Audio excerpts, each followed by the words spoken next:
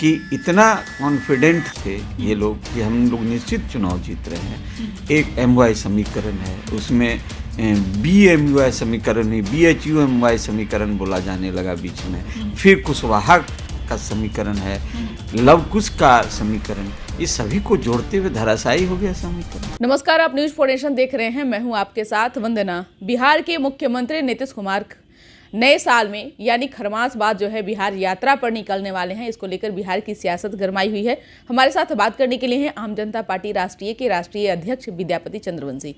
Sir, मुख्यमंत्री एक बार फिर से बिहार यात्रा पर निकलने वाले हैं। एक तरफ अगर तेजस्वी की बात किया जाए तो कहीं ना कहीं वो स्थिर पड़े हुए हैं, आखिर कारण क्या है? देखिए, मुख्यमंत्री जी को यात्रा पर निकलना अनिवार्य है, इसलिए ये राजनीतिक जो अभी जो माहौल है, इस माहौल में एक शराबबंदी और दूसरा कि इनका बार बार दल पलटना, इससे जनता कहीं न कहीं अपने आप में ये नाखुश है और इस चीज़ के नब्ज़ को उन्होंने पकड़ा है और ये उनके लिए आवश्यक है इस समय कि वो अपने क्षेत्र में जाएं, लोगों को कन्विंस करें, मिलें, जो शिकवा शिकायत है दूर करें, तो जा कर के फिर बात बनेगी। क्योंकि कुडनी के चुनाव का जो रिजल्ट है, इसको वो उन्होंने गंभीरता से लिया है और समझने का प्रयास किया है कि इतना कॉन्फिडेंट थे ये लोग कि हम लोग निश्चित चुनाव जीत रहे हैं। एक एमवाई समीकरण है, उसमें बीएमयूआई समीकरण नहीं बीएचयूएमवाई समीकरण बोला जाने लगा बीच में। फिर कुशवाहा का समीकरण है, लव कुश का समीकरण, इस सभी को जोड़ते हुए धराशायी हो गया समीकरण। तो ये तो चिंता का विषय उनके लिए है और इस चिंता को दूर करने के लिए वो यात्रा पर निकल रहे हैं, जो वाजिब है और करना भी चाहिए। एक सवाल यह भी है कि बीजेपी इन दिनों मैराथन बैठक कर रहा है, लगातार कर रहा है। सवाल आपसे इसलिए है क्योंकि आपकी भी बातचीत बीजेपी के लीडर से हुई। क्या बातें हुई? क्या लगता है कि आप लोग मिलकर चुनाव लड़ेंगे? आगे किस तरह की रणनीति है? देखिए, भारतीय जनता पार्टी का जो अभी सोच है और आप भी इस बात को समझ रहे हैं कि वो चाह रही है कि हम जो है सभी जो ऐसे दल हैं जो कुछ अपने अस्तित्व को बनाए हैं, उनको साथ लेकर के हम चुनाव मैदान में उतरे। उसी क्रम में कहीं उन लोगों का विचार हुआ, तो जैसे हम लोगों के साथ बैठक हुई भिखू भाई दलसानिया साहब के साथ, तो उस बैठक में उन्होंने कहा कि हम इस बात को अपने संगठन में रखेंगे और आप लोग को जहाँ तक निर्णय का सवाल है वो तो ऊपर लेवल पर ही निर्णय होता है और उसके बाद जो निर्णय होगा देखा जाएगा। एक हम लोग का औपचारिक बैठक थी, चूँकि कुडनी विधानसभा चुनाव में हम लोगों ने समर्थन दिया था और उसका रिजल्ट अच्छा आया, तो इसी आधार पर उनके साथ एक बैठक हुई और आगे का देखा जाएगा, जो समय बताएगा क्या होता है। एक सवाल यह भी है कि तेजस्वी यादव इन दिनों मतलब जितना एक्टिव थे, इन दिनों देखा नहीं जा रहा है कि वैसा कुछ हलचल हो। यहाँ तक कि वो अपने नेताओं को भी मना कर दिए कि कोई भी शराबबंदी पे ना बोले, यानी कि कोई ऐसा बयान जो है वो मीडिया के सामने न दे। देखिए, माननीय मुख्यमंत्री जी नीतीश कुमार जी जो है बहुत अनुभवी और साधे हुए राजनीतिज्ञ हैं और सबसे बड़ा बात है कि साइकोलॉजिकल ट्रीटमेंट वो जानते हैं, जैसा मैं समझता हूँ। तो उन्होंने उन्हें नींद की गोली खिला दिया। तेजस्वी यादव को किस लिए? वो नींद की गोली खिला दी कि तुम सो जाओ, तुम निश्चित तुम्हारे नेतृत्व में चुनाव 2025 में और 2024 में की बात तो नहीं, लेकिन 25 में चुनाव तुम्हारे नेतृत्व में। तो ये बात जैसे किसी के दिमाग में आती है तो उसको कन्फर्मेशन होता है कि भाई अगला चुनाव मेरे नेतृत्व में लड़ा जाएगा, हम ही लीडर होंगे और हम ही मुख्यमंत्री का चेहरा होंगे।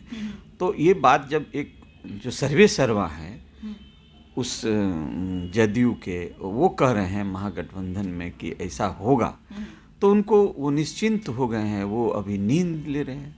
उनका नींद खुलेगा तब जब तो, क्योंकि नीतीश कुमार जी के बारे में एक बातें आम हो चली है अब कि जो वो कहते हैं वो करने में उनको कोई उस नहीं करने में उनको कोई दिक्कत नहीं है।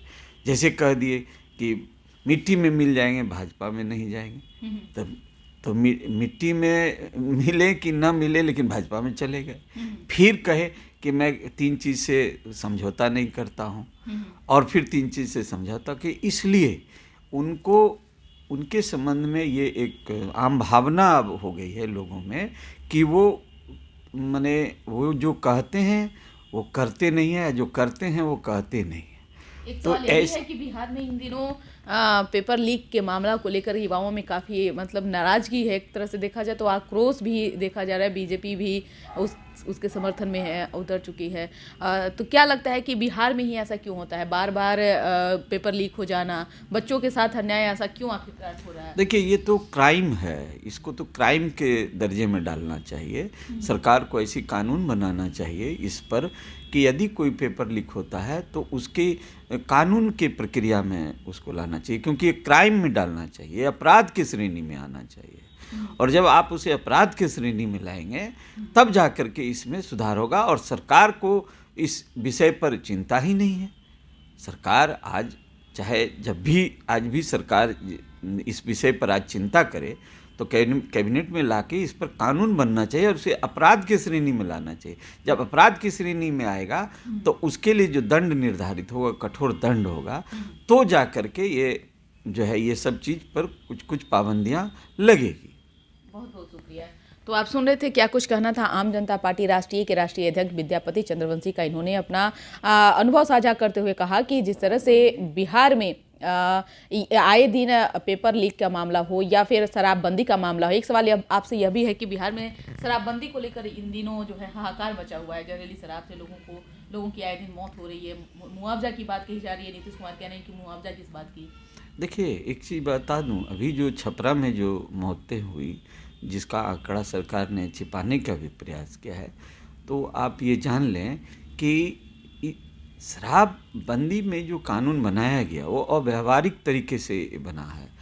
आप ये भी जान लें कि इसके गहराई में कि लोग जब शराब पी लिए और उनका तबीयत खराब हो गया, वो मरने की स्थिति में आने लगे तो डर से नहीं जा रहे थे इलाज कराने। अब डर से इलाज कराने नहीं जा रहे थे, इसलिए क्योंकि वहाँ जाने से 5,000 रुपया फाइन देना है, अपराध के श्रेणी में आना है। तो जब ऐसा माने वो तो सांप छुछुंदर की स्थिति हो गई कि देख रहे हैं तो अंधे हो रहे हैं, खा रहे हैं तो मर रहे हैं। तो जब वो शराब पिए और उनका स्वास्थ्य बिगड़ा तो वो बहुत देर चाहे कि हम अस्पताल नहीं जाएं, जिससे बातें घर पर ही सिमट जाए, तब तक में स्वास्थ्य ज़्यादा खराब हो गया, तबीयत ज़्यादा खराब हो गई, इसमें ज़्यादा मौत हुई लोगों की। ये समझने की बात है कि उन्होंने एक ऐसा अव्यावहारिक कानून बनाया जो बहुत सोचने समझने के बाद। शराबबंदी कई जगहों में लागू है, लेकिन यहाँ पर जिस तरह से उसे लागू किया गया और जिस तरह से इसको कानून बनाया गया वो व्यवहारिक नहीं रहा। अब आप समझिए कि शराब पी लिया, अब उसकी तबीयत खराब हो गई, वो हॉस्पिटल इसलिए नहीं जा रहा है कि वहाँ पर उस पर धाराएं लगेगी, वहाँ पर उसे 5,000 रुपया का जुर्माना देना पड़ेगा, तब तक उसका स्वास्थ्य और ख़राब हो गया, उसकी मृत्यु हो गई। तो ये सब चीज़ बहुत सुलझे हुए तरीके से होना चाहिए था, जिस पर केवल समर्थन ले लेने से नहीं होता है कि आज हम कह रहे हैं कि आपने भी समर्थन किया था, तुमने भी समर्थन किया था, तुमने भी समर्थन किया था। तो समर्थन, आप मुखिया हैं, अब आप किसी का विषय पर निर्णय लेते हैं तो समर्थन करना मजबूरी भी होती है। इसलिए लेकिन हमेशा एक दूरदर्शिता के साथ निश्चित निर्णय लेना चाहिए और कानून बनाना चाहिए जिसमें चूक हुई है और जिसका परिणाम ये सामने दिख रहा है। बहुत बहुत शुक्रिया। तो इस खबर बस इतना ही। बने रहिए न्यूज़ फाउंडेशन के साथ। तब तक हमारे चैनल को सब्सक्राइब नहीं किए हैं तो कर लीजिए। धन्यवाद।